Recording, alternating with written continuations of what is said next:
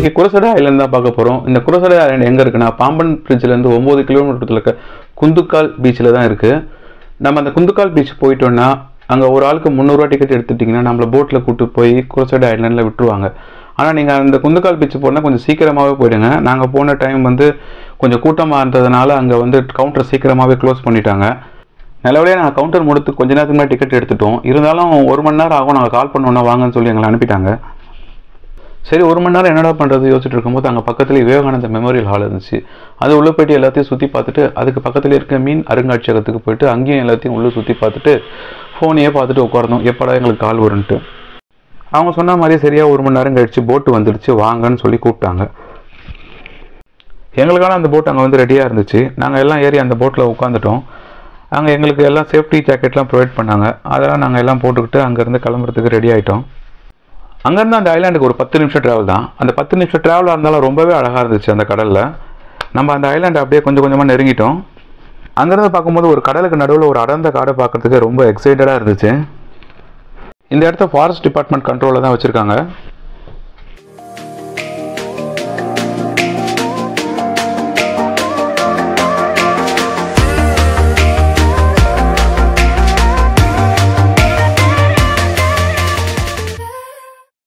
நம்ம இறங்கினோன்னு அங்கே ஒரு கைடு நம்மளை கூட்டிகிட்டு போவாருங்க. அவர் அந்த இடத்த பற்றி டீட்டெயிலே சொல்லி நம்மளுக்கு எல்லாத்தையும் சுற்றி காட்டுவார்.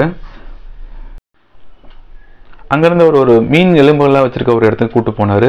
அங்கே எந்தெந்த மீனோட எலும்பு எது எதுன்னு எங்களுக்கு அதை பற்றி சொன்னார். அங்கே சில வித்தியாசமான பவளப்பாறைகள் எல்லாம் பார்த்தோம். அது எல்லாமே அந்த தீவுலேயே கிடச்சதாகவும் அந்த தீவை சுற்றியும் பவளப்பாறைகள் இருக்கிறதாகவும் சொன்னார். அங்கே ஒரு மிதக்கிற கல்லையும் நாங்கள் பார்த்தோம்.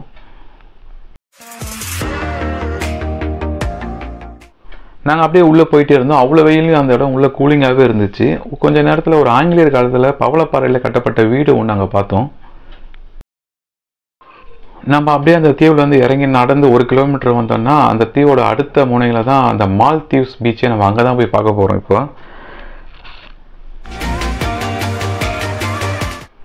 அப்படியே உள்ளே என்ட்ரி ஆகி அந்த அலையே இல்லாத அந்த பீச்சோட அழகை பார்க்கும்போது தாங்க தெரியுது, ஒருவேளை அதனால தான் அந்த மால்தீவ்ஸ் பீச்சு போலன்னு சொல்கிறாங்களோ.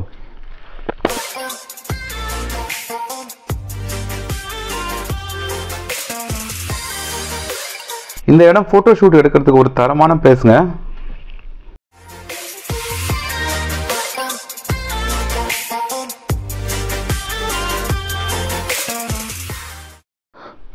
உள்ள என்ட்ரி ஆகிற ஒவ்வொருத்தவங்களோட ரியாக்ஷன் பாருங்களேன், என்னமா எக்ஸைட் ஆகுறாங்கன்னு. அங்கே நம்மளுக்கு டைம் ஸ்பெண்ட் பண்ணுறதுக்கு ஒரு 30 மினிட்ஸ் கொடுப்பாங்க. நம்ம தண்ணியிலலாம் இறங்கி நின்று என்ஜாய் பண்ணிக்கலாம். அங்கே தண்ணி கண்ணாடி மாதிரி இருக்கிறதுனால தண்ணிக்கு கீழே இருக்கிறது எல்லாமே நம்மளுக்கு ரொம்ப கிளியராக தெரியுது. நாங்கள் எல்லாத்தையும் முடிச்சுட்டு திரும்ப போட் இருக்கிறதுக்கே வந்துட்டோங்க. இங்கே டால்ஃபின்ஸ்லாம் பார்க்கலான்னு சொன்னாங்களே சொல்லிட்டு கைடு கிட்ட கேட்டேன். அவர் சொன்னார், இப்போலாம் டால்ஃபின் பார்க்குறதே கொஞ்சம் ரேராக இருக்குங்க, நம்மளுக்கு அதிர்ஷ்டம் இருந்தால் பார்க்கலாம் அப்படின்னு சொல்லிக்கிட்டே இருந்தார். அவர் அப்படியே சொல்லிகிட்டே இருக்கும்போது பார்த்தா நாங்கள் அங்கே ஒரு 3 டால்ஃபின் வரதை பார்த்தோம். அந்த டால்ஃபின்லாம் பார்க்கறதுக்காக எங்கள் போட் டிரைவர் கொஞ்சம் போட்டை நடுவுலேயே நிறுத்திட்டாருங்க. நாங்கள் அந்த டால்ஃபினை ஃபோட்டோஸ் வீடியோஸ்லாம் எடுத்துகிட்டு அந்த டால்ஃபின் பார்த்த சந்தோஷத்துலேயே நாங்கள் வீட்டுக்கு திரும்பிட்டாங்க.